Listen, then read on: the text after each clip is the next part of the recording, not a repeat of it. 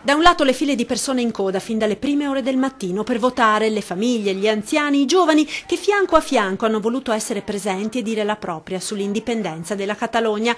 Dall'altro le violenze, le cariche della Guardia Civile, le manganellate sui manifestanti con le mani alzate, gli 800 feriti, i seggi chiusi. La giornata del 1° ottobre è inevitabilmente destinata a segnare la storia della Spagna e dell'Europa ed inevitabilmente ci saranno delle ripercussioni anche sul Veneto a 3 settimane dal referendum per l'autonomia, nonostante le consultazioni siano completamente diverse, concesso da una sentenza della Corte Costituzionale, quindi rispettoso della Costituzione, quello del Veneto, come non si stanca di ripetere il governatore Zaia, illegittimo secondo la Costituzione spagnola, quello catalano. E a Barcellona, ieri, come rappresentante della Regione Veneto ed osservatore internazionale accreditato dal governo catalano, c'era il presidente del Consiglio regionale Roberto Ciambetti. Alle 7 c'erano già le file di persone che stavano aspettando per entrare, i seggi aprivano alle 9 e vedere le persone che nonostante appunto il maltempo e altro rimanevano in fila per votare era un gran bel segnale. Quando sono iniziate ad arrivare anche le immagini dai social media che mostravano le violenze della Guardia Civile negli altri seggi, comunque questa volontà si è rafforzata.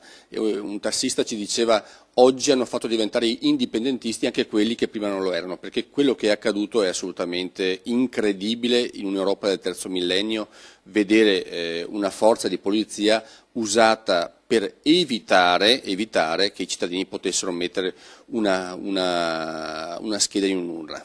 Tra i numerosi veneti ieri a Barcellona anche il consigliere regionale del Carroccio, Riccardo Barbisan. Alcuni seggi vicino a dove risiedevo io a Barcellona sono stati assaltati da delle squadre inviate da Madrid, però ho avuto l'occasione di girare un po' per la città e di poter anche documentare le centinaia e centinaia, forse migliaia di persone che attendevano sotto la pioggia della mattina di poter votare ordinatamente, famiglie, bambini, anziani. Ho assistito a un esempio di democrazia stupendo. Vicino a casa invece ho assistito a un esempio di totalitarismo abbastanza evidente.